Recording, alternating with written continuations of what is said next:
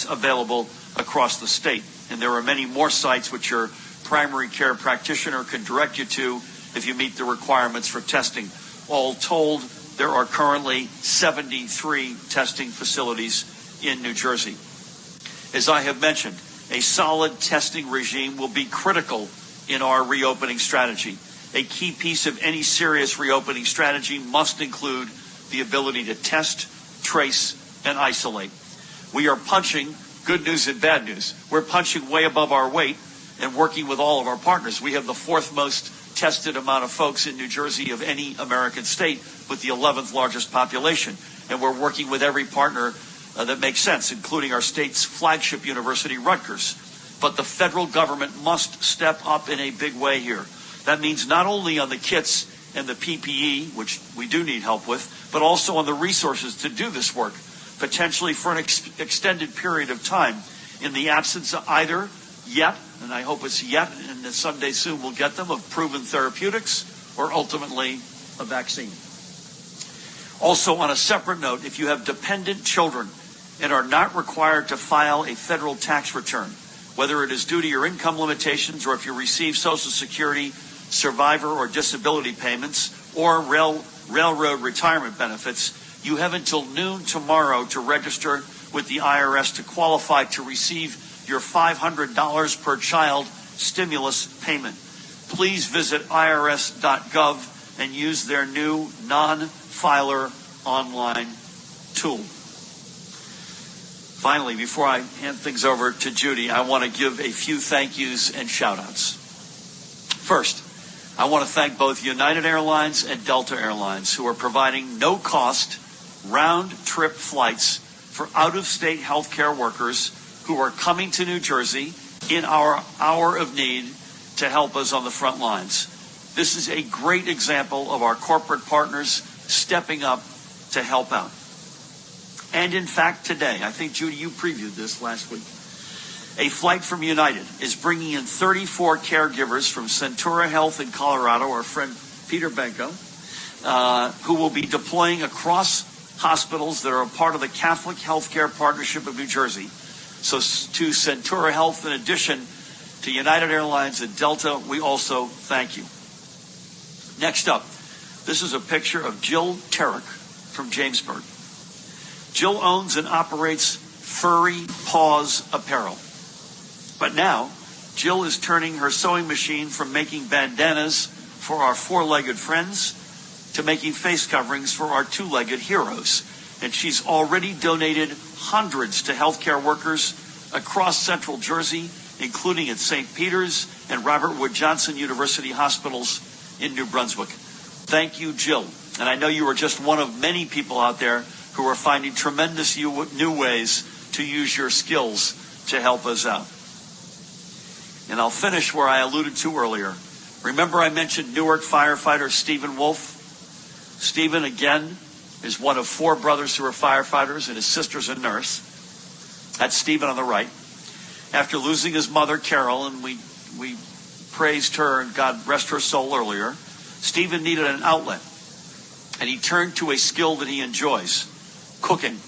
He took over the kitchen at Firehouse Number 7 and started preparing meals that have been delivered to local seniors who are staying at home, and also to the healthcare workers at University Hospital, Judy's old stomping grounds, and Newark Beth Israel and St. Michael's Medical Centers. He also enlisted his fellow firefighters to help on the prep line and in deliveries. You can see one of his colleagues there. So to you, Stephen, especially at this time for you and your family, and to every hero out there working hard to keep our state running, New Jersey thanks you.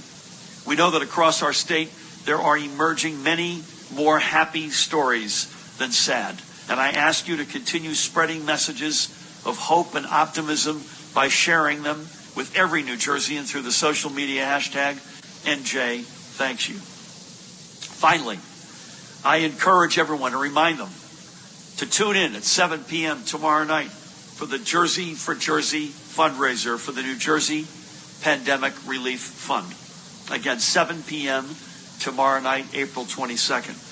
Jersey for Jersey will feature some of our states, I would argue our nations, and I would argue the world's biggest stars: Bruce Springsteen, John Bon Jovi, Jon Stewart, Whoopi Goldberg, Charlie Puth, SZA, Danny DeVito, Halsey, Chris Rock, Kelly Ripa, Chelsea Handler, and Saquon Barkley, among others. It will all be broadcast live on your local television stations. I believe every major network is carrying it, and it will be streamed online. And 100% of the proceeds will go to help those impacted by COVID-19. And with that, please help me welcome the woman who needs no introduction, the Commissioner of the Department of Health, Judy Persichilli. Thank you, Governor. Well, good afternoon. As the Governor mentioned, today we traveled down to the field medical station in Atlantic City. I want to add my thanks to the Army Corps of Engineers for their commitment to working with the Department of Health to bring this site online. As the Governor mentioned, I reported last week about Peter Benko, a New Jersey native, sending nurses from Colorado. Well, today I met Dr. Rick Scott, another New Jersey native, who responded to the call from help and traveled from his home in North Carolina to give back to his home state. He will be the Chief Medical Officer of the field station in Atlantic City. This station expects to bring in patients as early as today.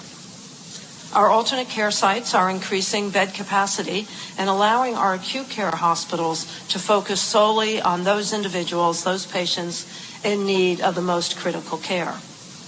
These sites are important in easing the burden on our hospitals.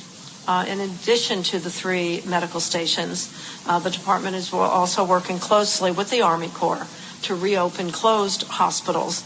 And as you know, we're using a hotel to offer healthcare workers a place to crash or quarantine, and also a place for those individuals who cannot go home to quarantine, a place for them to stay, a safe place. Nonprofits, counties, or local responders also have the ability to set up similar hotel rooms and should work with FEMA for congregate sheltering authorization. If they are interested in setting up this housing for their workforce, they should contact their local or county office of emergency management. Now for today's report. As the hospitals reported last night, 7,594 hospitalizations, 400 of them should have been reported the day before. So we really have seen a flattening out of the hospitalizations. This is basically flat, and it has been for the last 3 days. There are 1,930 individuals in critical care, and 1,501 of them, of those individuals, are on ventilators. That's 78%. As I reminded you yesterday, we've been as high as 97% just a week ago. This is the lowest percentage of patients on ventilators that we have had for quite some time. Last night, there were 9 hospitals on what we call divert, most of them on critical care divert. 5 of those hospitals on divert were from the central region. That's the first time we have had central region hospitals more on divert than the northern region. And as we have shared, we are seeing the increase in COVID-19 individuals and persons under investigation. We've seen that increase come from the north, and it is now hitting central, and most of the critical care beds in the central region right now are full. There are 432 long-term care facilities in the state reporting COVID-19 cases. That's either long-term care facilities or assisted living facilities. They report a total of 11,527 cases. 2,048 deaths have occurred in these facilities related to COVID-19. As you know, yesterday we posted a line listing of COVID-positive cases at long-term care facilities and assisted living and developmentally disabled congregate homes. This data is self-reported by the facilities, and some facilities today informed us that the data needs to be reconciled with their current information, that they have seen some gaps. So we're working with them and will provide updates on a regular basis. However, The basic direction of COVID-positive patients or residents and COVID-positive deaths are the same. There's just too many of them. Additionally, as reported over the weekend, 21 facilities were reviewed by our survey staff for staffing adequacy, the availability of PPE, and their infection control procedures. According to data reported this morning, of the labs that are reporting to us on their positive COVID-19 results, 167,233 tests have been performed on individuals, with 74,884 returning positive, for a positivity rate of 44.75%. That has stayed stable at 44% for quite some time. This completes my daily report, but I want to share some national data on increasing calls to poison control centers. The hotlines are reporting that there's been a 20% increase in calls related to exposures from household cleaning products and disinfectants.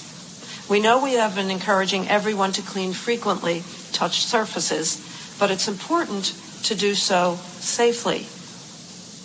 CDC's COVID-19 website, cdc.gov/2019-ncov, has information on how to clean your home safely. For example, you should wear disposable gloves to clean and disinfect. Use EPA-registered household disinfectants and ensure proper ventilation when cleaning. Follow the instructions on the label to ensure safe and effective use of these products to protect your health. As always, I thank you for staying home and maintaining social distancing. Stand in social solidarity with all of us. Stay connected, stay safe, stay healthy, stay doing what you are doing to do your part to save lives in New Jersey. Thank you. Judy, thank you. May I give you a couple of follow-ups, if that's okay? First of all, counties, which I've read out just in terms of positive cases, it's the same 6 which dominate. But let's remind everybody, there are many cases in every county, and there are fatalities in every county. But the top 6 in terms of positives continue to be Bergen, followed by now Hudson, Essex, Union, Passaic, and Middlesex. You mentioned the central hospitals on divert, and I want folks to know we were not on a random walk in terms of where we work with the Army Corps in terms of opening these field medical stations. And I want to give Judy and her team and Pat and his and our federal colleagues a big shout out. We expected this. And therefore the sequencing of Secaucus to Edison to Atlantic City is something that was not by accident, shall we put it that way. There are always bad apples. I'm not sure I know how many of them there are. We're gonna know at the end of the day. But with all due respect to, and Judy and I, we're in violent agreement on this as we discussed this earlier, with all due respect to the long-term care operators who are disputing the data, with all due respect, the data is largely, as Judy said, I want to reiterate this, whether we're off here or there by a number or two, and let's never let this become abstract, these are humans, the overwhelming reality is there are far too many people who are dying in these facilities, period.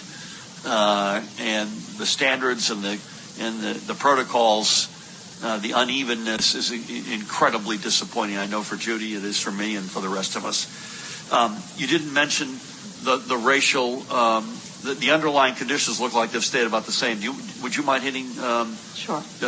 Just because that's also been about the same, but it's worth repeating if you don't mind. Certainly. On the 3,564 deaths that we have complete information on, 49.9% are white, 22.2% black, 16.6% Hispanic, 5.5% Asian non-Hispanic, and 5.8% other non-Hispanic. I also have the breakdown of 29,739 individuals who have been tested and have returned as a positive test.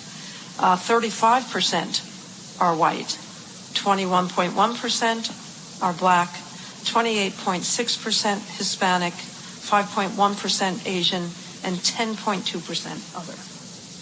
So this is thank you. You took the words out of my mouth. So we have been saying, I think consistently for now a couple of weeks, the African American representation among fatalities is about 50% higher than the representation in the state's population. That the Hispanic representation among fatalities, has been slightly lower, just a point or two lower than the overall representation. But you took the words out of my mouth. That the African American testing number is about positive testing. These are right is about consistent with fatalities, but the Hispanic number is meaningfully higher as it relates to positive results. So that's something that I know you and the team are going to stay on. That is the first data point that we've had that is somewhat consistent with some of the reality that our brothers and sisters are dealing with in New York City. Judy, anything on veterans' homes? Do you want to hit that? Or yeah, I do. Let me find it. Just because I mentioned that we've tested everyone in Paramus, I want to again thank the VA who are surging in this week in both Menlo Park and Paramus, and ultimately they're there if we need them. Thank God we haven't, and hope it stays that way in Vineland.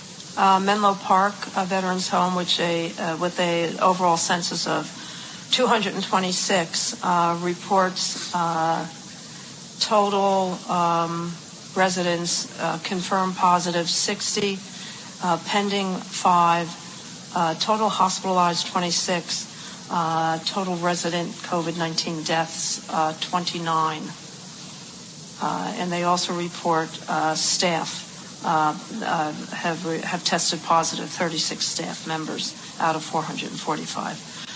In Paramus, 239 is today's census, and confirmed positive COVID residents are 119. They report 46 resident deaths associated with COVID-19, and 51 staff of 394 tested positive.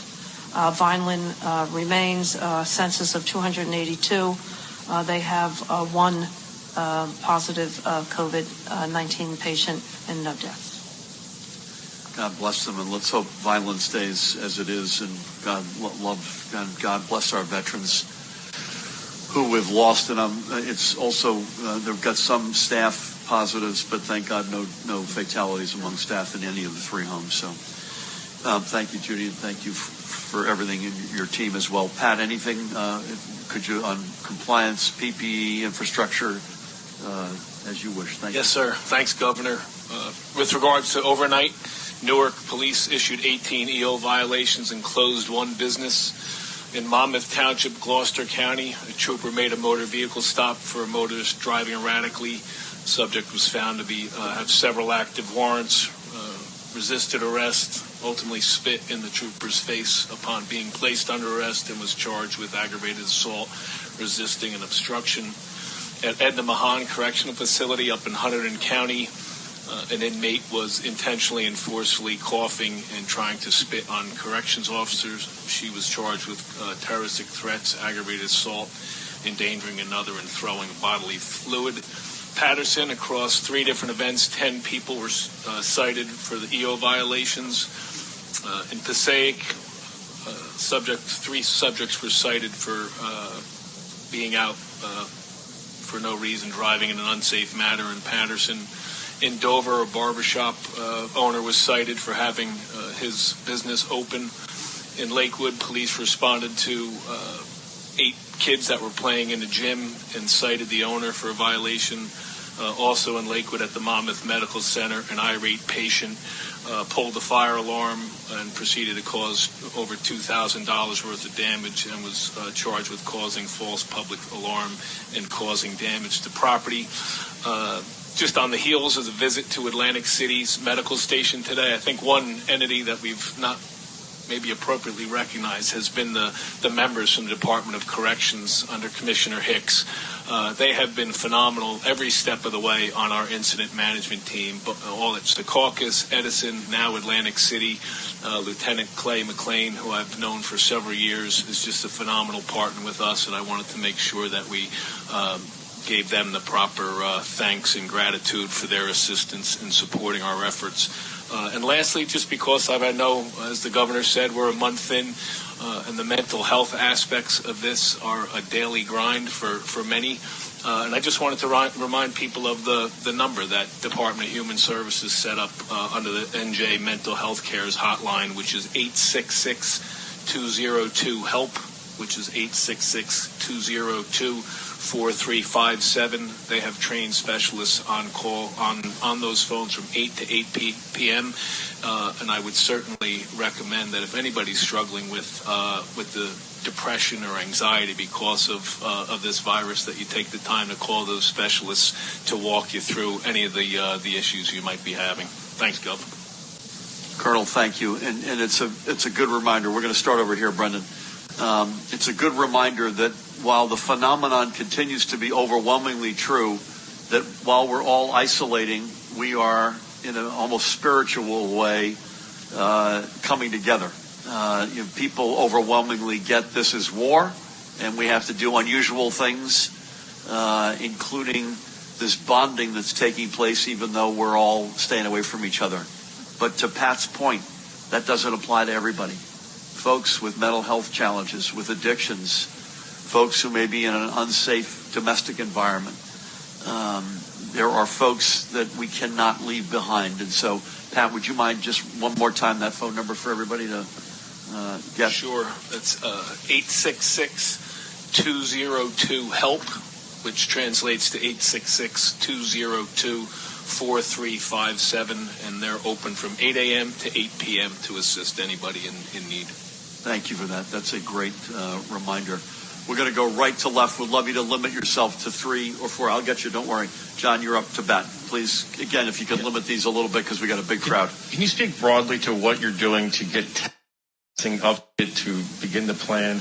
And specifically on testing, what's the rollout on testing of vulnerable populations, what that looks like, and your partnership with Abbott and Rutgers? What will that be? Will the state be doing the testing? Will they be providing access points?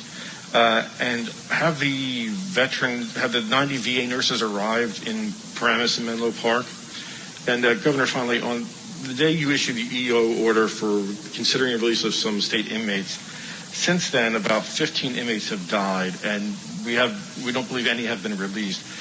Can you explain the delay? Is there a process behind this, and any reaction to that? Thank you, John. Judy and Pat, I'll say a few words, and then can you come in as you wish?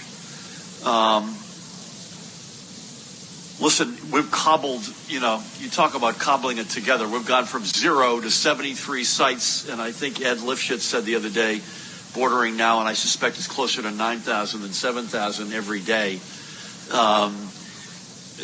And I'm incredibly proud of that progress. And again, we're the 4th highest tested state in America, but it's not remotely where we all think it needs to be for folks to feel comfortable and confident to get back to some semblance of normalcy.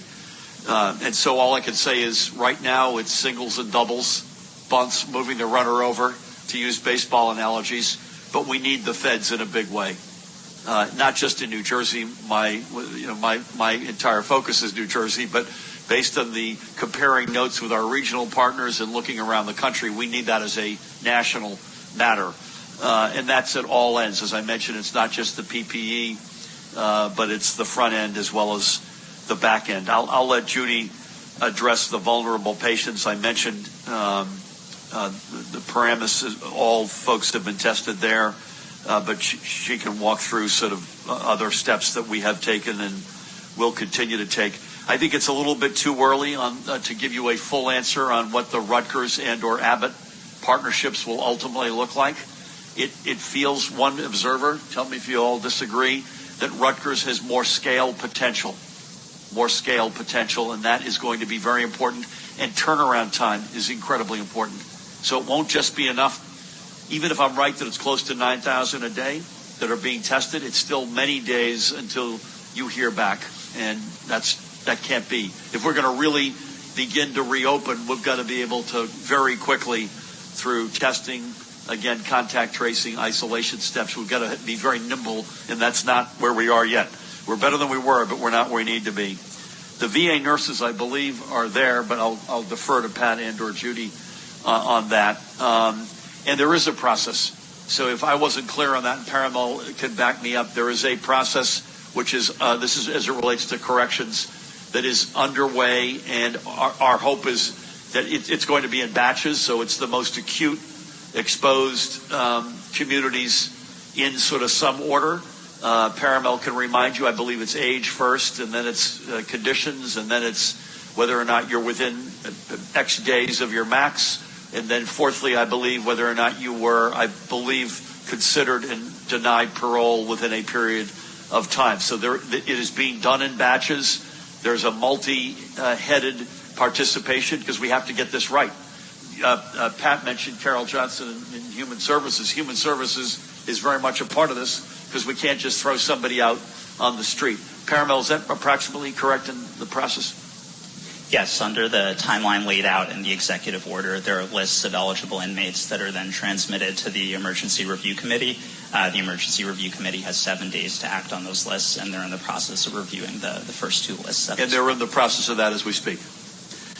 So when we have more on that, and we will let you know when we hit, we've gone through process A, and these are the results. We'll let you know what those are. Judy, anything on testing generally, vulnerable, our partnerships, VA nurses and or Pat or folks inside the corrections system? Okay, I'll start with the VA nurses. They were to be on site yesterday, and a corps is coming in tomorrow, and they'll be primarily at Paramus. On vulnerable populations and testing, the governor has repeatedly shared that a testing strategy includes not only testing but contact tracing, and then the follow-up, which primarily would be isolation, and then it's retesting. So it's not just one test. And you know that the one test, the PCR test, is a point in time. It identifies at that point in time whether you are positive or negative. The other test, the serology test, is the antibody test, which may point in the direction that you have been infected and you have antibodies, but I don't think anyone knows how long the antibodies. This is everything that Dr. Tan teaches me, by the way. So I look at her they don't know how long the antibodies last. However, while we're developing the testing strategy with Dr. Tan and the epidemiologists, we are looking at vulnerable populations, of which long-term care is specifically targeted, primarily in the South. We know that there's widespread infections in the North. We also know in the South that we can prevent that because there are a number of long-term care facilities that do not have significant spread. So we do have a plan to target the 16 or 20 long-term care facilities in the South with the help of Cooper University to test those individuals, cohort appropriately, and actually prevent further spread in the south of the state. We also have a plan with Rutgers to test their saliva test in our developmentally disabled homes. And that, I think, is going to start this week. Then we're looking at corrections and healthcare workers, helping them to return to work. So we have vulnerable populations, or what I call special populations, because of their need, congregate living, their high risk, and then also trying to get people back to work.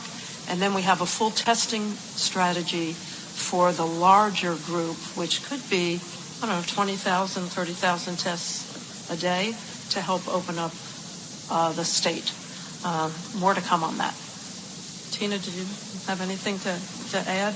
The only thing to add, Commissioner is absolutely correct. It's the issue. Also, the testing strategy also involves the need to then take the next step. Once you get the results, you have to be able to act upon those results, because otherwise, what's the point of doing the testing, right? If you're not going to be able to take the next steps to isolate, to be able to do contact tracing, to be able to, for example, in the long-term care facilities, to appropriately cohort and to do all the appropriate infection control measures that needs to happen. Pat just reminds me that the CDC is also, they mentioned on the video call that we had with the White House yesterday, is sending us a team, I think, to each state. And we're trying to get as early in that queue as possible. We'll go back to Nikita, but as we do, John, the one thing I want to say on the corrections question is two things. One is we need to bring everybody along. We've said that many times. It isn't enough to crack the back of this. Putting aside humanity, putting aside doing the right thing, if we don't bring everybody along, we're not going to be able to crack the back of this. And I don't want folks to think that a process is a bureaucratic reality in the face of loss of life. We've got to make sure, if we're releasing folks, we've got to make sure that we're doing it right. And every loss of life, regardless of where they are, is a tragedy. But we've got to make sure we do something like that properly. Please, Nikita. Hi, Governor. So most of my questions are going to be off the Monmouth University poll that was released this morning. So that poll found both that you had a pretty good approval rating and then also that residents in New Jersey agree with most of the measures that you've imposed to blunt COVID overwhelmingly. The first question is, do you think that you drove New Jerseyans to those views, or do you think that they were already there before you imposed these policies? And then since 70% of New Jerseyans agree with your decision to close state and county parks, do you think Jack Ciattarelli and others who attacked you over that measure were in the wrong? Are you surprised that you have a 71% approval rating? And is there any concern that, there's nowhere but down to go from here? And I hope that you can do a yes or no on this one. But if President Trump flies here in October, will you give him a hug? Listen, I would just, you're probably going to be disappointed by my answers. I haven't read the poll. One of my colleagues gave me some of the highlights. I've said this before, good, bad, or otherwise, we don't run things based on polls. It just isn't what we do. We're spending every second of our lives trying to save lives and keep people healthy. It's gratifying, I think, that folks, it looks like, again, I've only seen a couple of highlights that they agree generally with what we're doing to save lives, because that allows us to have the moral suasion that we need to continue to, please God, people stay at home, that people that maybe there's enough trust that's been built up and they believe that, and they need to, and they should. I'm not sure, I have no insight on whether or not we drove people to that or not, but I do think people believe when you make decisions based on science, fact, data, those are always going to be better decisions. That doesn't mean you always get it right, and I'm not suggesting by any means we always get it right, but I hope more often than not we do, and that's what we're going to continue to do.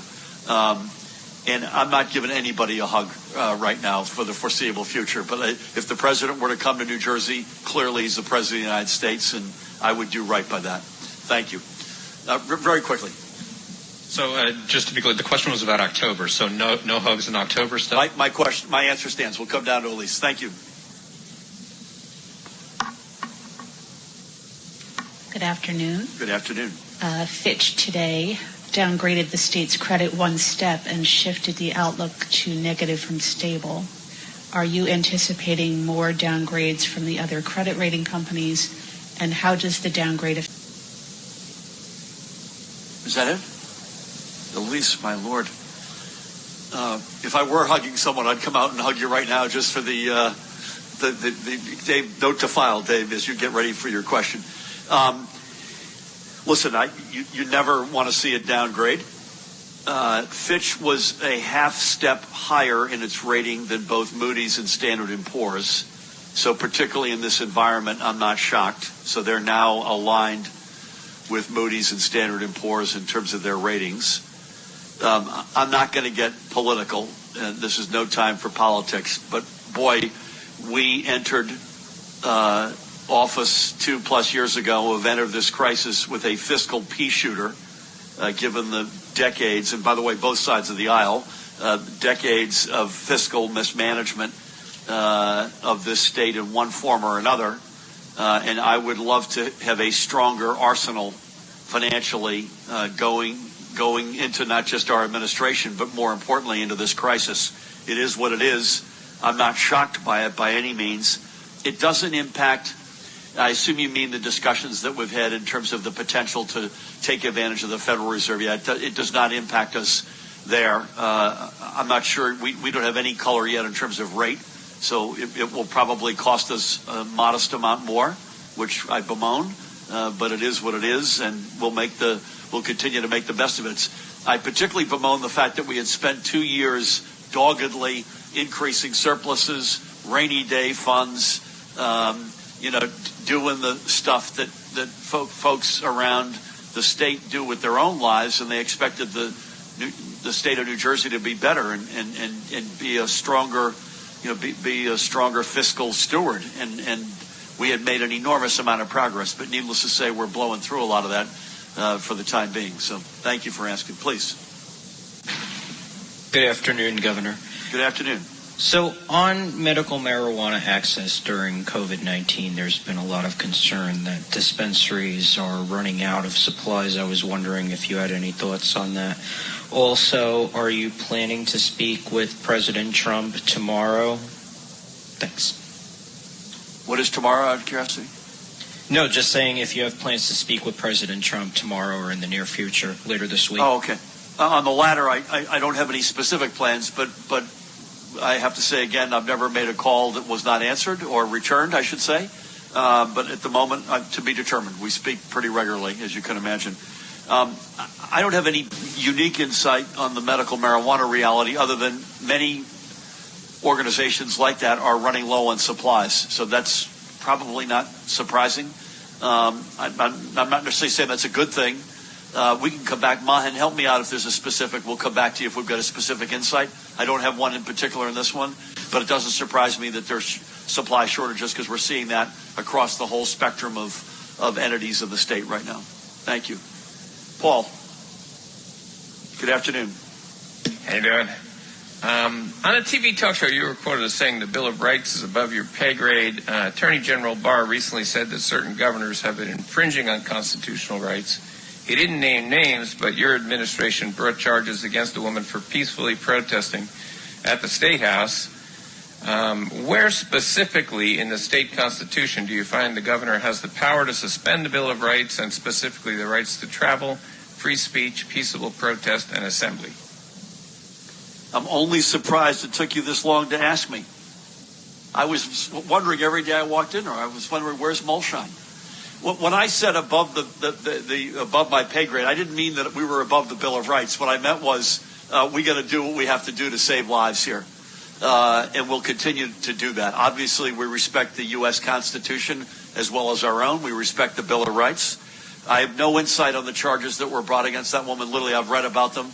I've got no insights, and I probably, even if I did have insights, one of the lawyers here would advise me not to share them with you. But I literally have no insights on that. And as I said, I don't begrudge folks protesting. I would prefer strongly that they do that in a virtual way, at home, and social distance, as we are asking folks to do in their lives as a general matter. I don't begrudge folks having a different opinion. I don't agree with them, but I don't begrudge that.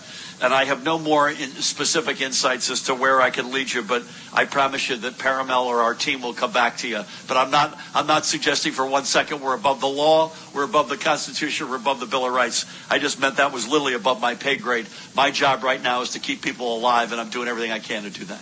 Thank you. Do you have a question, sir, or are you good? No? You're good? Dave, we're coming down to you. And please keep Elise in mind as you ask. Yes, I shall try. Thank you. You report today that Central Jersey hospitals are getting crowded. Is there a worry they could be overwhelmed? Is there a plan to share staff and ventilators if necessary? Any information about when the peak could come in Central Jersey and how long it could last? Governor, many public sector workers are hearing rumors about layoffs, furloughs, demotions, salary cuts. Have you made any decisions about cutting the workforce or freezing hiring? Will we need to cut the size of state government along with different programs? And what do you think of Sweeney's plan to furlough many workers and let them collect unemployment? And finally, this whole business about the 15 to 20,000 tests that would be quick tests, what is the magic number with 15 to 20,000? I understand it's double of where we are now, but it would seem to the average person who does not have the insight that Dr. Tan or Commissioner Persicelli might have, that you'd need many more tests to have a sense about what's going on in our state. 15 to 20 is just a drop in the bucket, it would seem. Yep. Obviously, there are experts here who are more qualified to answer that, but I'll give you at least a quick perspective. I've got nothing to report or update, Dave, on any. I think we are in a freeze, aren't we, Paramount? We are in a freeze right now. Yeah, so that is actually in place. And we have just under $1 billion of expenditures that are frozen in addition to hiring. What I painted the other day, and I would repeat today, is we have two levers we can pull right now, and we likely need to be able to pull both. One is we need federal cash on the barrel, direct state assistance, and I would lead everyone to look at Senator Menendez's leadership along with Senator Cassidy. That's exactly the sort of bill, that's exactly the sort of support that we need. It takes into account the size of states, the how crushed you are or not by this awful epidemic, etc. So one lever is we need not only liberal interpretation of the CARES Act, which we still await, but we need a lot more, to the tune of many billions of dollars. That's one federal cash assistance. The other lever, to Elise's question, is these are not either or. We need to be able to take advantage of the Federal Reserve's facility to buy municipal bonds. We've got a leadership meeting actually just after this. We have had good conversations on that. Too early to tell what that looks like, but those two levers are really important to us, and they're not either or, they're and both, because if this is the first lever you pull and you get this, you're able to use those proceeds to pay this down, and or you can augment over here with something over here. But in the absence of those, we have no choice. We've got no choice. We've got to reassess the scale of our government, which would be devastating, both at the state level and at the local level, something that would bring us not only no joy, but it would run directly into the vast array of services and programs that we have before folks across the entire spectrum of our society. So please God, we don't get there. Two other quick comments. Just to repeat what I said earlier, it wasn't by accident that we sort of have sequenced the field medical stations. Judy and her team, Pat and team, everyone who looked at this knew this was coming in terms of migration of the reality. And God willing, because this hit us like a ton of bricks, that we've learned lessons in the northern counties that we're applying and being as proactive as possible as it migrates. And again, I'll have Christina answer this because she's the epidemiologist that is, as if you hadn't noticed, I'm not. But I only say 15 or 20,000 or more. I said double or more because you hear that is potentially a significant amount of a sampling daily, by the way. These are daily. So if it's 20,000, that's 140,000 tests a week that you're getting back, again, scaled and rapid return. Druthers, with a strong federal partnership, I'd like to test everybody on a regular basis in the entire state. I'm only highlighting where, as a non-medical professional, where I think the experts believe is a minimal standard to be able to give folks the confidence. Forget about what we think at one level. What's it going to take you to go to a restaurant or to a movie theater or go to a park once we've reopened? And you've got to have confidence that we've got a system in place that is both scaled enough, statistically significant. We've got contact tracing that can be nimble, and that we've got a plan to isolate folks. So with all of that, I will now turn it over to the experts. Just on the central part of the state, as the governor said, we regionalized on purpose so that we did have the ability to move primarily equipment at this point throughout a region to send it to where it's needed the most. The intensive care units are tight in the central part of the state. We still have capacity, because I really think we have flattened that curve. So peaks are lower, and capacity is available. But we're prepared, if we have to move patients down into the southern part of the region if we have to. But at this point, I don't believe we do. We expect this heavy hospitalization to go through mid-May, by the way. It's flattened and spread out. Hey, Judy, just to add to that, it's not like there are no cases. Middlesex, depending on how you define central Jersey, so that's for another conversation, right? Middlesex has almost got 9,000 cases. Monmouth, where I am, almost 5,000 cases. Right here in Mercer, you've got 2,753 cases. So you've got, even though it's not at the Bergen has got 13,356. It's not at that level, but these are many multiples, double digits, thousands in central Jersey. Christina, help in terms of testing protocols. Well, first of all, I think it's kind of hard to say that there's a magic number for the number of tests. We have to look at testing also in the context of what tests are available, what are the diagnostic tests in terms of the turnaround time, because that helps also give a context of what makes sense as far as, what the testing strategy might be.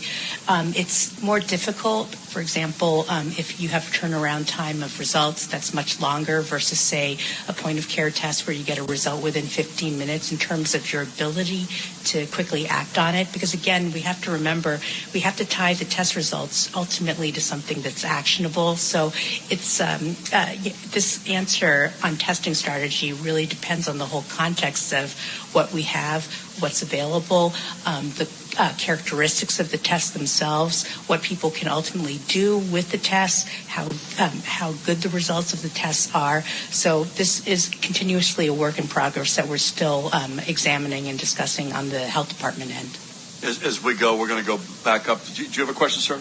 Before we get to you, though, just to underscore what Christina just said, it's a number of different factors here, including how quickly do you hear. So Judy has said, as have I, it's gotten better, but you're still 5 to 7 days in many cases. That's not enough, right? That's not fast enough. You can't. And then Christina's making the point. Okay, hopefully you get the test result back quickly. Then what do? You got to have the second step and the third step. You got to be able to isolate the person. You got to be able to trace who they've been in contact with. Again, we're pounding away on all of that, but that sort of gives you a sense of the architecture that we're going to need, so that not only we feel confident, you all feel confident. You know what? It's okay to go back out again. Please. Thank you, Governor. Apologies in advance. I was handed a few. First is, would you consider using an executive order to extend the deadline for property taxes from May 1st to June 1st, considering the stay-at-home order extends past the current deadline, or some towns' grace period? Second one is, do you have any updates specifically on the Andover nursing home, and are you investigating other nursing homes that share the same owner? Third, do you have any, or what are your comments on the wedding venue in Lakewood that's going to be allowed to host weddings?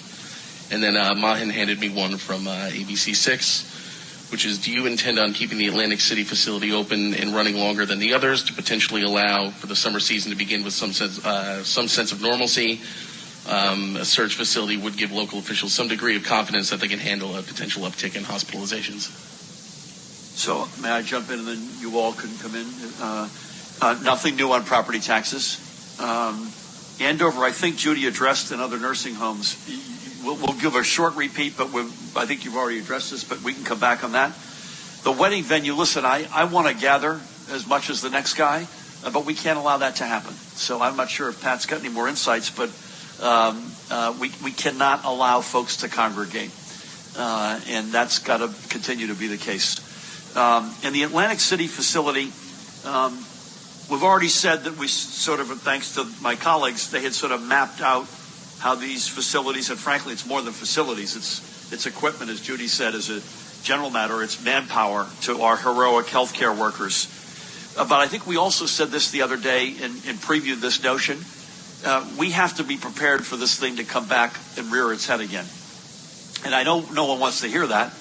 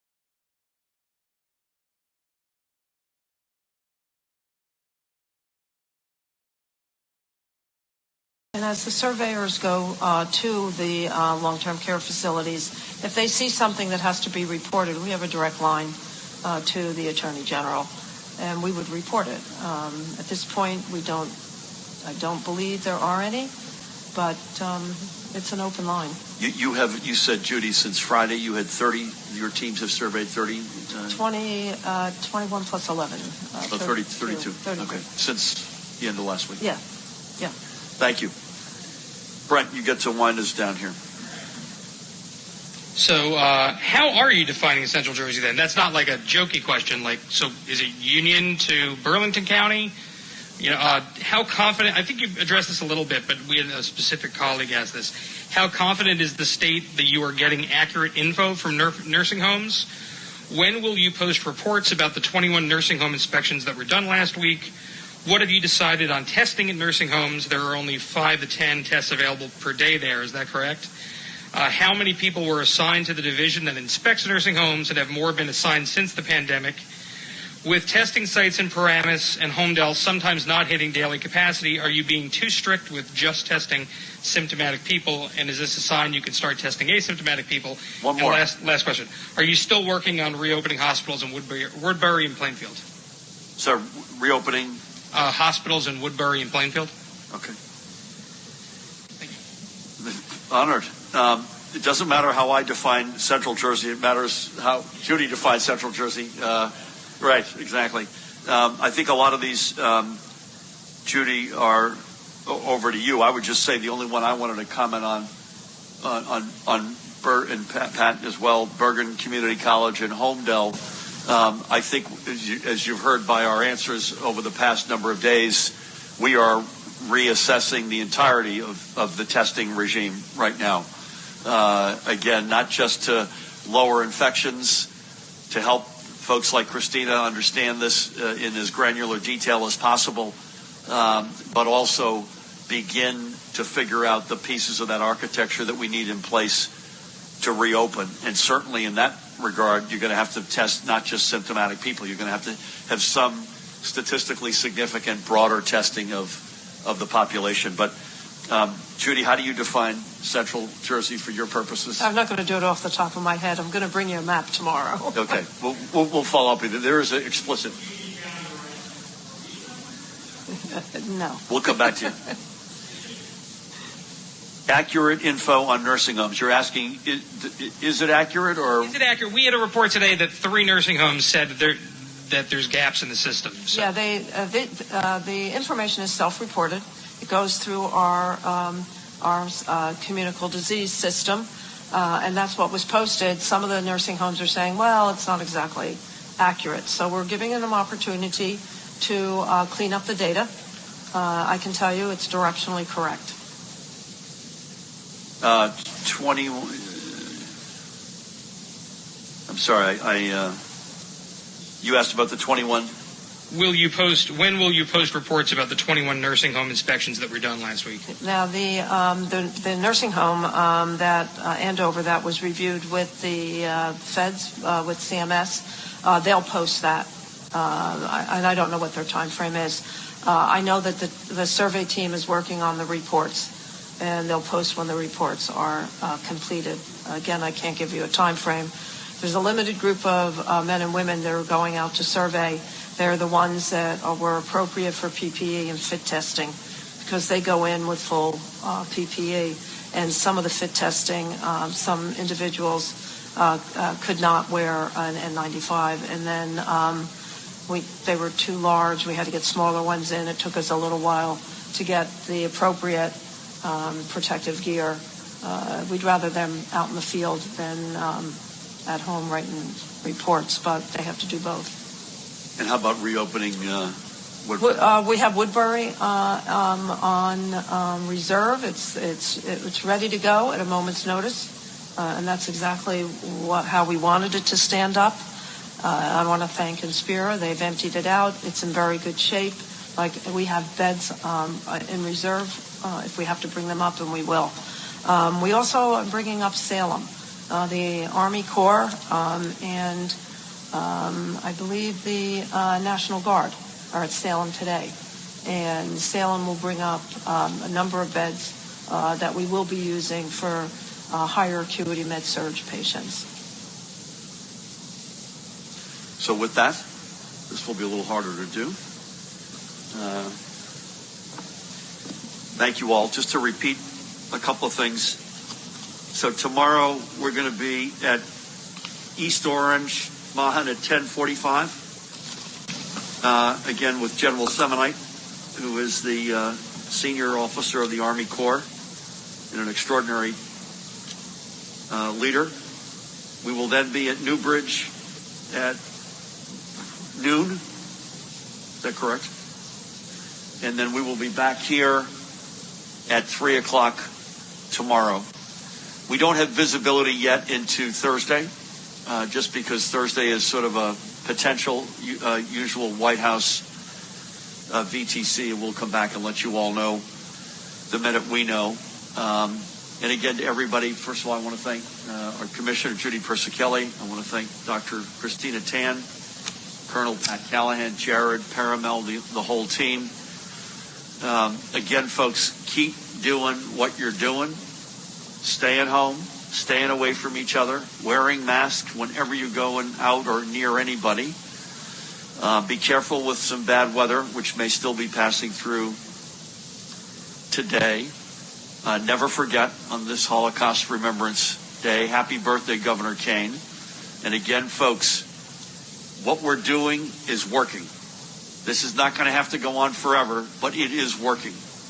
And as we continue over the next days and few weeks here, we will be working aggressively to develop the sort of infrastructure, healthcare infrastructure that we're talking about. Testing that's rapid and scaled, contact tracing that's nimble, isolation so that we have the confidence we can look you in the eye and say, you know what, we think it's safe to take the following steps. And far more importantly, you hear that from us, you see the facts, and you agree with us. That's sort of what has to happen. Let's keep cracking the back of this virus. Let's not just get to the top of the curve. Let's start going down the back end of that curve as aggressively as possible.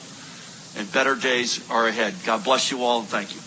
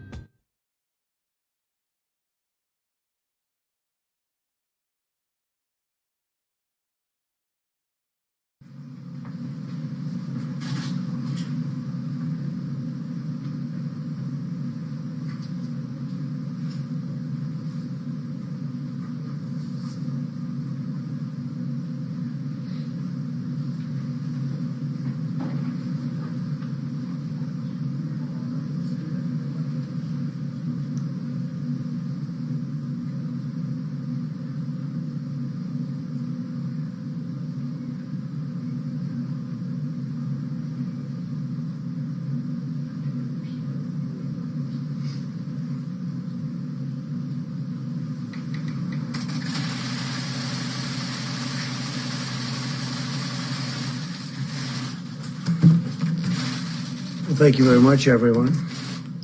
Got a very big day today. I want to start by saying that our love and prayers of every American continue to be with our fellow citizens who have lost a cherished friend or family member to the virus. Amidst our grief, we're making tremendous strides against this invisible enemy, thanks to our aggressive campaign against the virus and the extraordinary talent of our medical professionals. Our mortality rate remains roughly half of that of many other countries and one of the lowest of any country in the world. And that's due to a lot of things, but our medical professionals have been incredible. Since we announced our guidelines on opening up America, as we call it, we say opening up America, and we add the word again. I think we can add the word probably again, but that's what it is. We're opening up America again. 20 states representing 40% of the U.S. population have announced that they are making plans and preparations to safely restart their economies in the very near future. So that's 20 states. It's about 40% of our country. They're moving along pretty quickly. 3 announced today, as you know. And they're going to be doing it safely. They're going to be doing it with tremendous passion. They want to get back to work. The country wants to get back to work. A short time ago, the Senate passed the Paycheck Protection Program and Healthcare Enhancement Act with additional funding for the Paycheck Protection Program, hospitals, and testing. A lot of money for all of them, especially for our workers and our small businesses. My administration has worked aggressively with Congress to negotiate this critical $482 billion funding package. We reached a deal that includes $382 billion in crucial small business support to keep workers on the payroll, $75 billion to aid hospitals, which really need the aid, and very badly. Very proud of that. And $25 billion to support coronavirus testing efforts. I urge the House to pass the bill, and they're going to be voting on it, I imagine, very, very soon. I think while we're here, and so he's a very busy man, as you know, Secretary Mnuchin, he's going to be running back. So I thought we'll talk about that now, and we'll take a couple of questions on that, and then he can go and start phase 4 as the ink is drying. Probably they'll be voting tomorrow in the House, but shortly. And I think we have tremendous support. So, Steve, please come up, say a few words. Steve? Yeah. Thank you, Mr. President, and thank you for all your work with us to get this passed. I'd especially like to thank Mitch McConnell and Chuck Schumer and the entire Senate for passing this. I'd also like to thank Kevin McCarthy and Nancy Pelosi, who have been working with us round the clock as well, and our Chief of Staff, Mark Meadows, who was also very instrumental in this. Let me just comment. We've had tremendous support for the PPP. This gives us another $310 billion for the PPP. We look forward to the House passing this tomorrow and being up and running quickly after that. This also gives us $50 billion for disaster loans, EIDL loans, that will allow the SBA to make $300 billion of disaster loans, all for small businesses. Also allows us, as the president said, more money to hospitals and unprecedented amount of money for testing. And again, I think we understand hospitals, not only the hospitals that have been impacted by coronavirus, but more importantly, many hospitals that have been shut down, and making sure that the doctors and nurses get money. Now, let me make just one more comment on the program. We have over 1 million companies that have received this with less than 10 workers. So there is very broad participation in really small business. I will comment, there have been some big businesses that have taken these loans. I was pleased to see that Shake Shack returned the money. We will be putting out some FAQs. There is a certification that people are making. And I ask people, just make sure the intent of this was for business that needed the money. We'll put out an FAQ. But again, the intent of this money was not for big public companies that have access to capital. Not for Harvard, you might say. So, Mr. Secretary, are you going to request that those other companies, obviously Shake Shack was not alone in being a big company that got money in this, are you going to be asking? I'm going to request. You're going to ask them to return that money? Yep. Yeah, Harvard's going to pay back the money, and they shouldn't be taking it. So Harvard's going to. You have a number of, I'm not going to mention any other names, but when I saw Harvard, they have one of the largest endowments anywhere in the country, maybe in the world, I guess, and they're going to pay back that money. And I just want to clarify, because certain people on the PPP may have not been clear in understanding the certification. So we will give people the benefit of the doubt. We're going to put an FAQ out, explain the certification.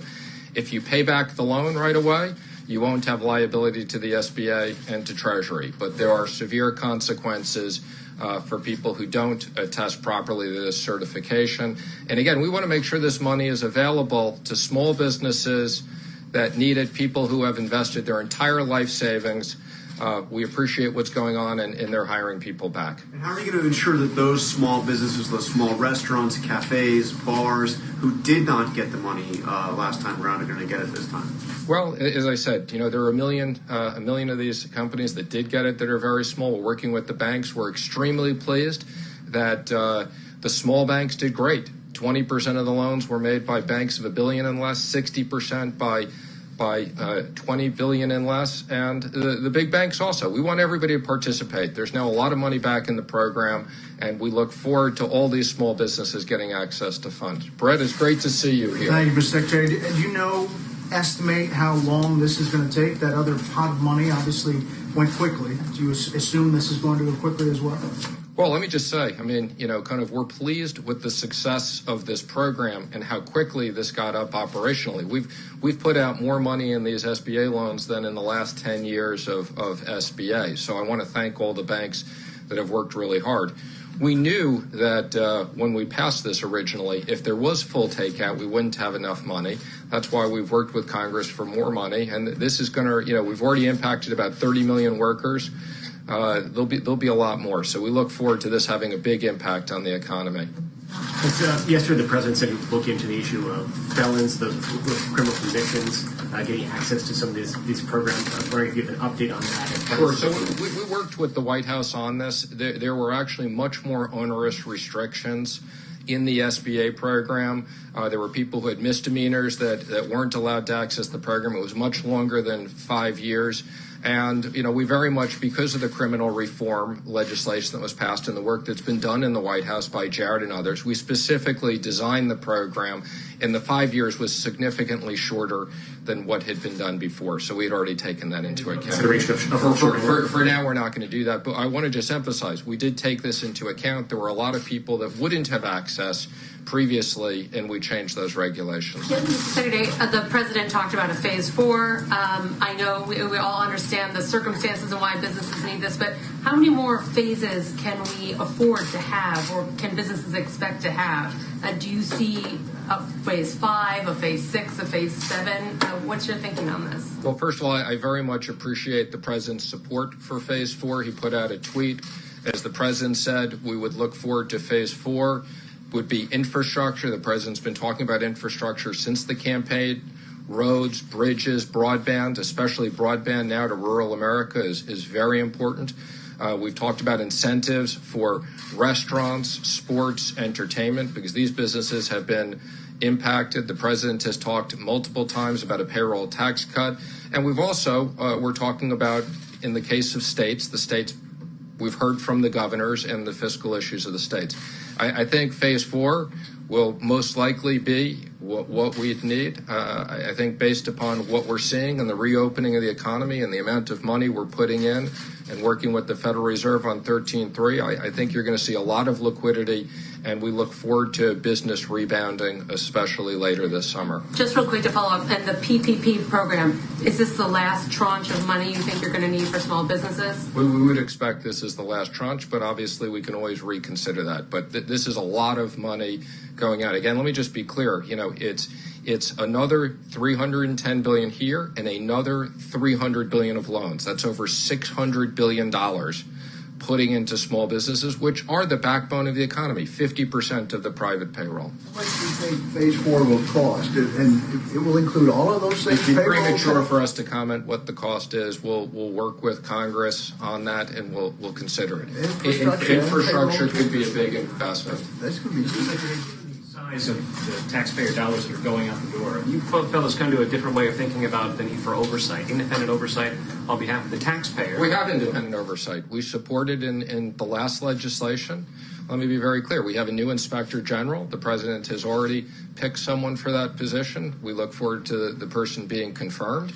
We have an oversight committee of Congress that many of them have already been appointed. For full transparency, we had no obligation to do this. We put up, you can go to treasury.gov, full transparency on the money that had been sent out on the PPP across states, showing all the big lenders, how it was distributed. No one lender did more than 4%, showed the businesses. So, again, the president and I very much believe in full transparency. We're spending a lot of money, and we want to make sure that it's done effectively and fairly. Secretary, thank you. You started by thanking the leaders in the House and the Senate. Can you tell us more about how easy or hard it was to deal with both sides? Well, we've been working around the clock. I think there's been very good bipartisan support to get this done. The Congress is coming together, understanding the importance of this, and we've been working around the clock for days. So this is important legislation. It was a lot. We spoke to a lot of people. Mark Meadows has been fantastic, as I said. It's great to have him here in the White House. I couldn't have done this without him working on this with me, and the president and vice president have been available to us around the clock. So this was a big team effort.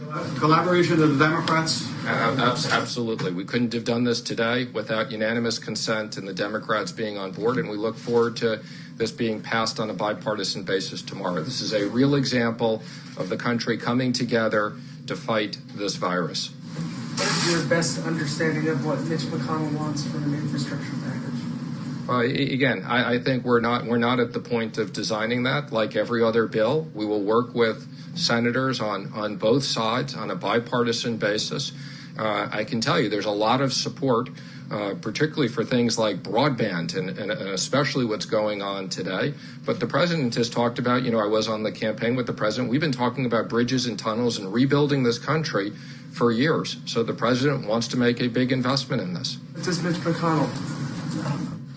Mr. Secretary, what will we see the $17 billion portion of CARES reserved for companies deemed critical for national security? And also, will oil companies fit into that at all, per the president's tweet? So we're in the process of putting out guidance. That part was really designed for national security companies that are either major suppliers to the Department of Defense or companies that have top secret clearance. So that national security provision was very clear when we did that. The president has asked me to work with the Secretary of Energy.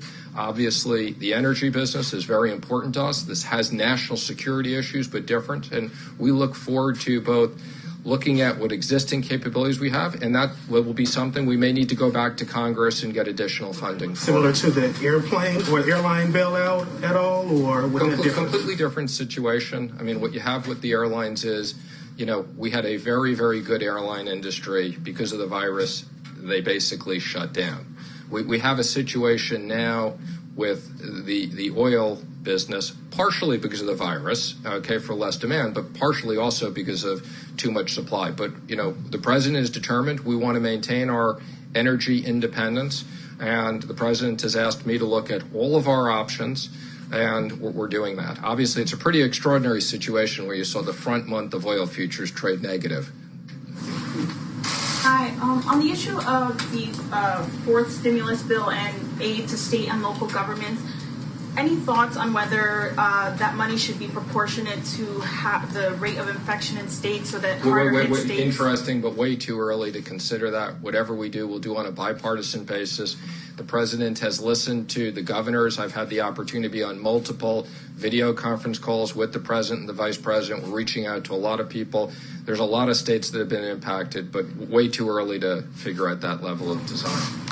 You mentioned if a large company applies for one of these loans and maybe manipulates or works the system or works the loopholes to get it, what are some of the consequences to, if a large company tries to get one of these PPP loans? What can you do? Well, you used the word manipulate. I'm going to give people the benefit of the doubt. Again, we're going to put up very clear guidance so that people understand what the certification is, what it means if you're a big company. Again, there is a provision for, where there are multiple affiliates that people can access this, but the intent was not for companies that have access to plenty of liquidity and other sources. And again, if to the extent these companies didn't understand this and they repay the loans, that will be okay. And if not, there'll be potentially other consequences. Can you talk about what those consequences could be? Again, you can look at the certifications. They're quite significant. Do you have an estimate of how many jobs have been saved with all the money that's gone out in PPP so far? Well, I can tell you the PPP so far is over 30 million jobs. And again, that doesn't account for other money that we've sent out. And again, we're very pleased. The direct deposits have gone out. We've started sending out the checks. We're also going to be supplementing our capability and sending prepaid debit cards so we can get money out quickly to people. So everything that the president has had us working on is providing significant stability in the economy while we're dealing with this difficult time when, for medical reasons, we've closed down major parts of the economy. Thank you very much. That was a very nice question. Thank you, Steve. That was a nice question, actually. It's a good question, too.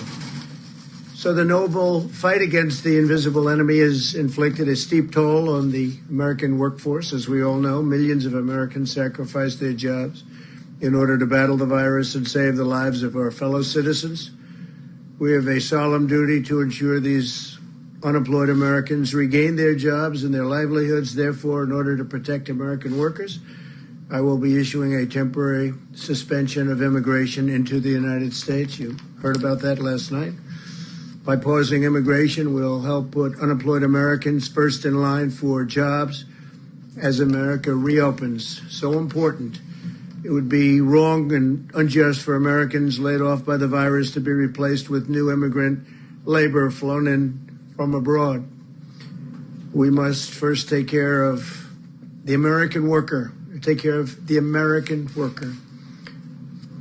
This pause will be in effect for 60 days, after which the need for any extension or modification will be evaluated by myself and a group of people based on economic conditions at the time. This order will only apply to individuals seeking a permanent residency. In other words, those receiving green cards, big factor, will not apply to those entering on a temporary basis. As we move forward, we'll examine what additional immigration-related measures should be put in place to protect U.S. workers. We want to protect our U.S. workers, and I think as we move forward, we will become more and more protective of them. This pause on new immigration will also help to conserve vital medical resources for American citizens.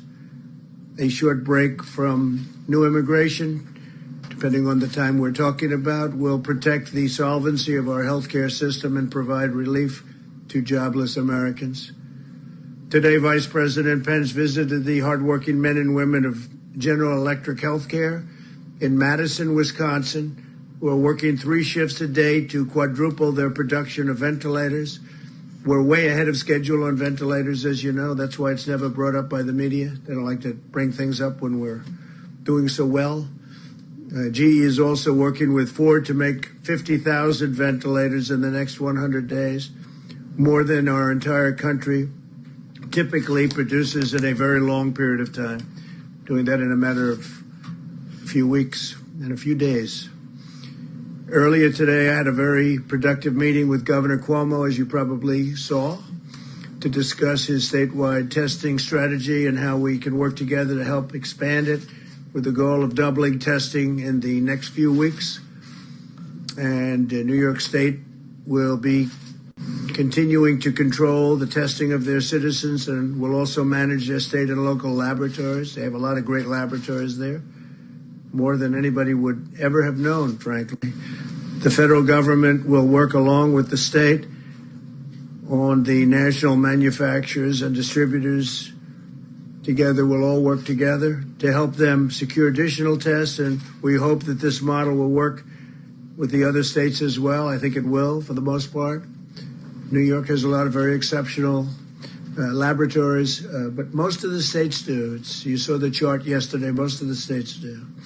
I'm proud of the relationship my administration has forged with New York, and I can say very honestly with New York State and New York City, they've been terrific to work with.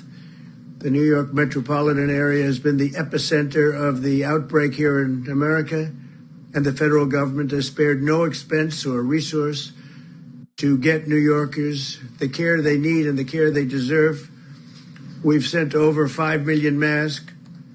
We had 5 million masks, and now that number, as of about 2 days from now, will be more than doubled.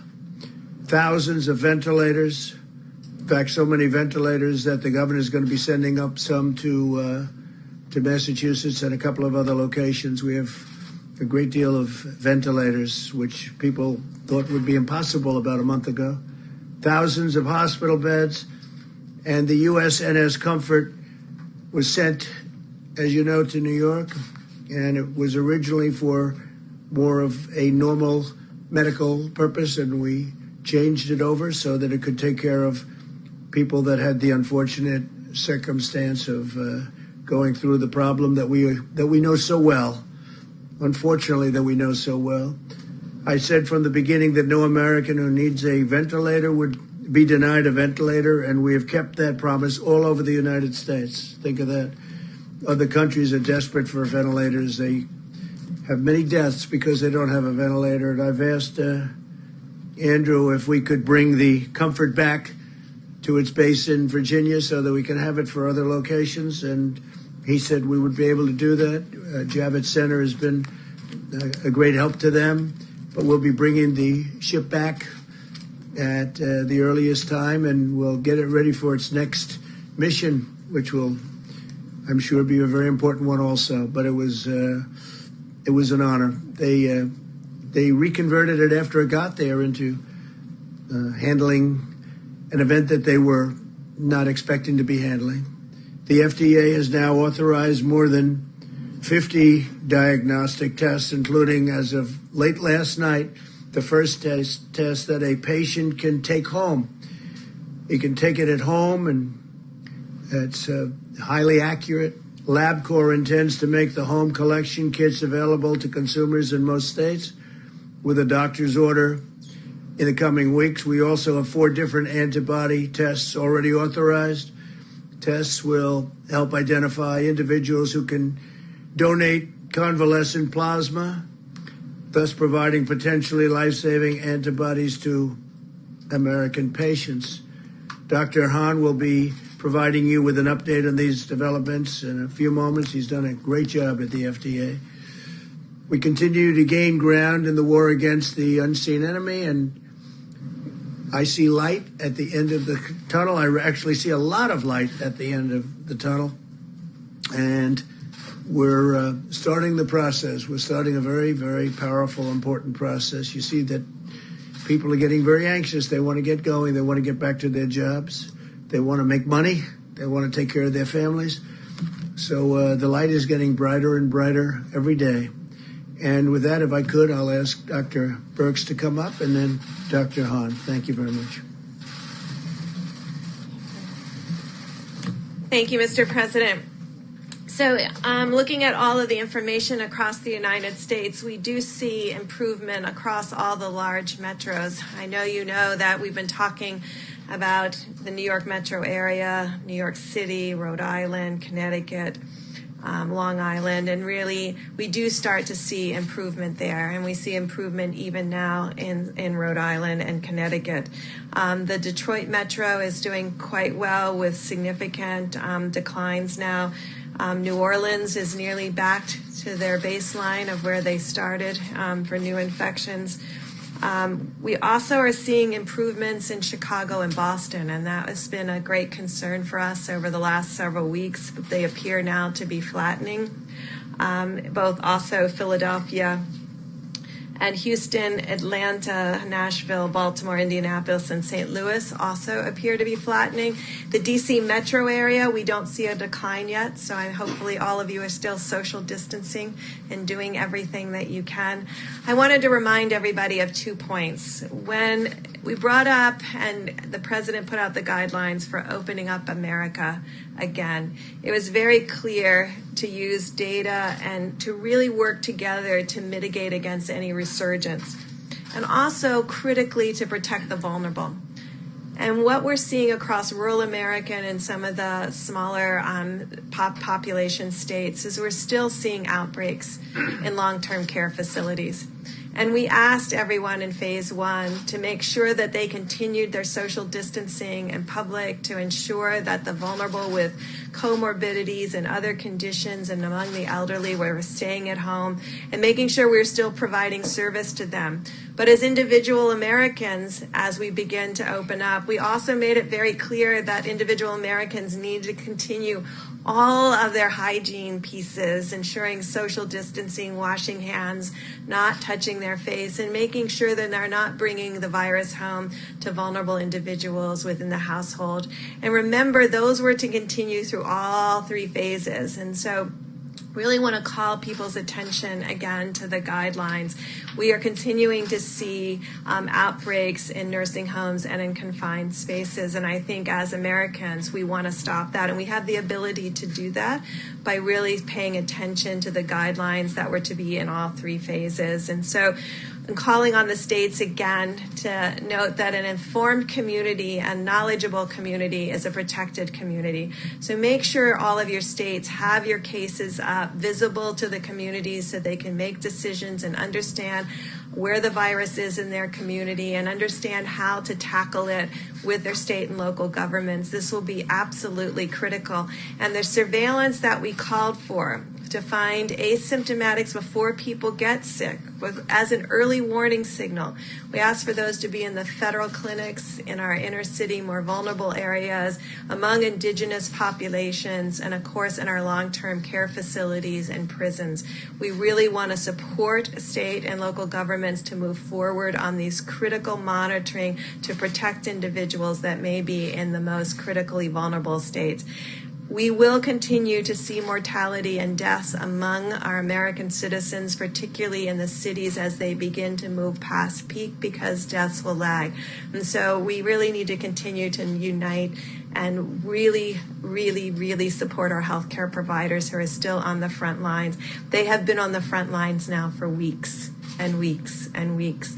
And so no matter what city they have been in, they have not seen the relief that we've been able to talk about at the light at the end of the tunnel because of the delay in hospitalizations and deaths. So to our healthcare providers, to our respiratory therapists, and to everyone in the labs, thank you for the work that you're doing to protect Americans and give us one of the lowest mortality rates in the entire world. Thank you. Thank you very much.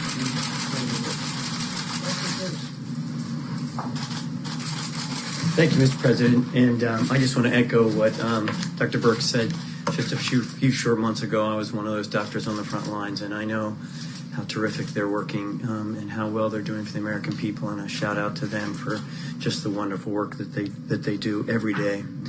So President Trump asked the FDA to remove all unnecessary barriers that were in place to help with the development of both diagnostics and therapeutics, and we have done that. I'm here to give you an update on FDA's efforts around serologic tests, which, as you know, are antibody tests, which detect in the blood the natural immunity that someone might develop in response to an infection, in this case, COVID-19. These aren't diagnostic tests, but these are tests that actually detect the antibody, so an indication that one has had the infection and has responded. And I think it's important for everyone to understand that the timing of the response of the antibody to the infection isn't completely known, but we know that it takes some time to actually develop that. And there's two types of antibody responses that can be detected. And the antibody tests are just one piece of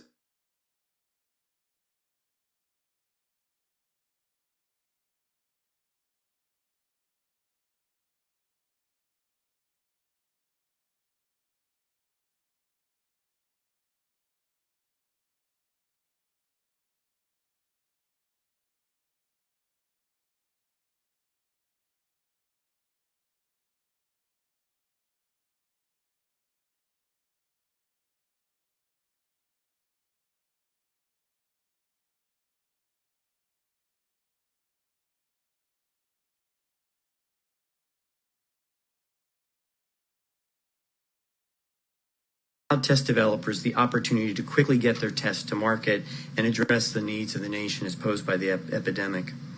In March, we provided this regulatory flexibility to manufacturers, and here's what we required of them. The manufacturers had to validate their tests. We call it self-validation, similar to what many test developers in the world have done. They had to notify FDA that they had performed that validation. And then they had to label their products appropriately in the package insert with information about the validation, as well as the fact that it's not a diagnostic test, that it's an antibody test. And the bottom line here is that FDA still expects manufacturers and test developers to validate their antibody tests, even under this revised policy. Now, we've done a couple of things to actually help end users, to help laboratories, providers, et cetera, states in terms of their use of these antibody tests. One is that we're working with CDC and NCI to actually validate some of the more than 90 manufacturers who've notified us that they brought their test to market, to do an independent validation. And that process is going. We expect to hear more information this week about that, and we will provide that information in a transparent manner. We also want to go after anyone who is saying that the test has been authorized or has been approved by the FDA, but actually hasn't. And we've authorized 4 applications for antibody tests, and 140 test developers are pursuing applications for us as we speak. So it's not okay for someone to say that a test has been authorized or approved by FDA when it hasn't. And we are pursuing them both by in direct contact with the manufacturers, but also at the border. And so we have increased these interdiction efforts, and we will continue to outreach and do that with the manufacturers to make sure that we provide the most up-to-date information to the end users of these products. And we will continue to make all of our efforts, both in the diagnostics and the therapeutics, to help America open up again. Thank you, Mr. President. Thank you very much. Dr. Hahn? Dr. Hahn, you're speaking of 140 different developers, more than 90 manufacturers. How many of these tests actually work? So as I mentioned, the 90 that have come forward and said they're marketing in the U.S., they are required by us to have self-validation, and they're required to label that appropriately in their package insert. And they also said that what we're doing is we're working with folks around the country, but here at home at the U.S. government with the NCI and CDC to validate some of those tests that have come forward to us. So we're actually doing some independent validation. What have you found so far? So we don't have those results yet. I expect to have more results this week, but we will be transparent about those results because I think it's very important. And your question is superb in that if someone wants to use a test that's come to market, really it's important to read the information that's in the package insert, but often in some of those cases it's also important for the independent labs to do the validation also. And you may have seen reports in the press of labs around the country that have done that. We've actually reached out to them, many academics, and we will be including that information in the information that we generate as well to provide to the American people. Well, we have you here. There was a study out of the VA today on hydroxychloroquine that found a higher mortality rate compared to those who got standard of care. And I know this isn't a large-scale clinical trial, but since this drug is out there and people are using it, can you give some takeaways from that study? Did that change your thinking at all on hydroxychloroquine? So this study is a small retrospective study at the VA, and similar to the data we talked about before with the French study, this is something that a doctor would need to consider as part of a decision in writing a prescription for hydroxychloroquine. And as I've mentioned from this podium and in other venues before, what FDA is going to require is data from clinical trials, randomized clinical trials, hydroxychloroquine, placebo, to actually make a definitive decision around safety and efficacy. But the preliminary data are helpful to providers and doctors. I want to ask them to incorporate the data as we have it come forward. And it's not definitive data. It doesn't help us make a decision from a regulatory point of view.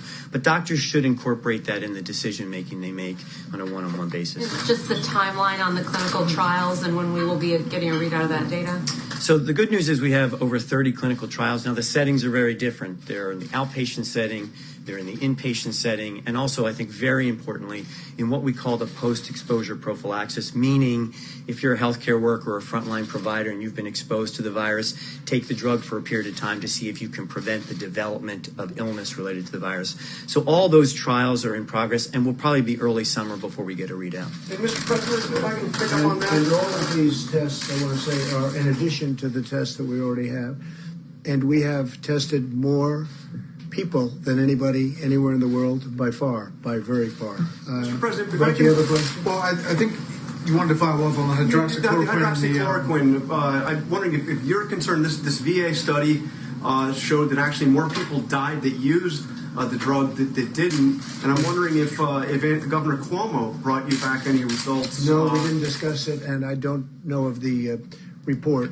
Obviously, there have been some very good reports, and perhaps this one's not a good report, but we'll be looking at it. We'll have a comment on it. A panel of experts at the NIH is actually now recommending against the use of hydroxychloroquine in combination with Z-Pak, which is something you've we'll take a look at it. I'm always willing to take a look. Brett? Another subject, you were signing of the executive order. When do you plan to do that? The executive order will be, it's being written now as we speak, probably tomorrow sometime. So will it have exemptions in there? We'll have certain exemptions because you're going to need certain exemptions, but we'll be notifying you tomorrow. We'll sign it most likely tomorrow, being drawn now and tonight. And it's something we have to have in this country. We have to have it. So for the people who say it doesn't track with opening up the country to shut down immigration across the board for companies that and the pipeline that's already in place, what do you say to them? Well, I think it really does. I think it's very strong, obviously, and it's countrywide as opposed to specifically like China or some of the other ones that I've shut down. We're going to see it. You'll see a very accurate definition tomorrow after it's completed by the attorneys. Last thing for me, North Korea. What can you tell us about the status of Kim Jong-un? Well, these are reports that came out, and we don't know. We don't know. I've had a very good relationship with him. I wouldn't, I can only say this. I wish him well, because if he is in the kind of condition that the reports say, that the news is saying, that would be it's a very serious condition, as you know. But I wish him well. And we've had a good relationship. I've said it, and I've said it many times. If somebody else were in this position, we would have been right now at war with North Korea. And we're not at war, and we're nowhere close to war with North Korea. So I just have to say to Kim Jong-un, I wish him very, good luck. Good luck. I mean, they came out with very, very serious medical reports. Nobody's confirmed that. It was CNN that came out. So when CNN comes out with a report, I don't place too much credence in it. Your meeting with Governor Cuomo, did he convince you of a need for expanded testing? Or we had a great talk on testing, and we have an agreement. We have an understanding on testing. They have labs, tremendous labs, as you know, in New York, especially in the Manhattan area, but all over the state. And great medical schools and federal labs. So we have a very good understanding. We're going to do very significant testing. Not everybody wants to do such significant testing.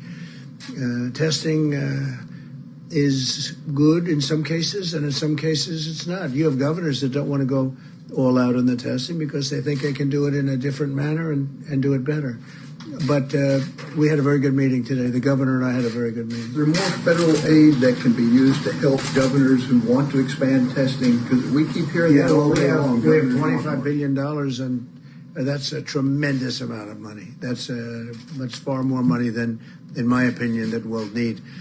And again, already we're testing more by far than any country. I think I read yesterday a report that we've done more than everybody else, every other country combined. And I think our people should be getting a lot of credit for that. We've done a lot more than everybody else combined, and you never hear that in the news. It's unfortunate. Yeah, please. Mr. President, just back on the executive order for a second. You mentioned that there are going to be some exemptions. We're reporting right now that it only applies to employment, green cards for employment, but not for those for immediate family. But we're going to be reporting on that later on. It might be tonight or tomorrow. We'll give you an exact report. You consider people who may be worried about the ability to bring immediate family members into this? No, I think it's been covered pretty accurately in this case. I think most people know what it is, and some people will be able to get in. We have to do that, obviously, even from a humane standpoint. But there'll be some people coming in. But it's a strong order. It's a strong order. It involves a big circle, as you know. Please. Immigrants who are already in the country, are they at greater risk of deportation based on this order? I don't think so. They're not supposed to be here. You're saying they're here illegally? Is that what you're saying? Well, for example, if an immigrant is here for a court order, right, are they at risk of deportation? Well, if a court order, then you have to go to court. So then the judge would make a determination as to whether or not they're going to be staying. But if they have a court order, they won't have to leave until they go through that process. So we'll see what happens. But with the court, and there are some with court orders, that means they have a trial coming up. Please.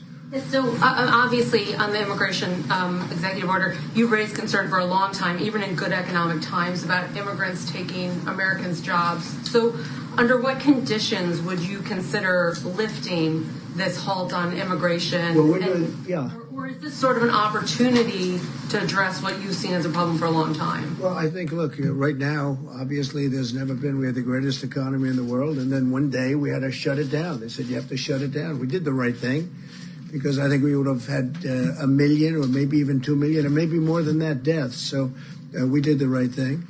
But certainly this would pertain. I mean, when you look at it right now, the last thing we want to do is take American workers' jobs. It's one thing when we were essentially, they used to call it full employment, and it's another thing right now. Right now we have people that have lost their jobs, and we hope they're going to come back and come back fast, and then we can have an even deeper discussion. But right now we have to have jobs for Americans. Would you have any sense of, like, if unemployment gets to 4% or 5%? Well, we'll have to see. I mean, I hope we're in that position to have that debate. Right now, we're not in that position. Right now, we closed down the largest economy, the greatest economy in the history of the world.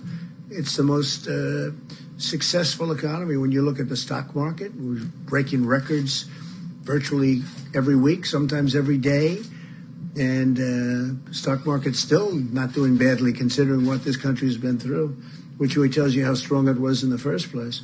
But no, I hope we're going to be able to have that discussion. I hope we're in a position. That's like a good discussion to have, but that'll be a little bit later. Brett? I have a question for Dr. Birx about the CDC director said in an interview that perhaps this second wave of coronavirus in the fall could be worse because it is timed with the seasonal flu. Just wondering if you could talk about that in context of as you're opening up the country and these guidelines that you've laid out.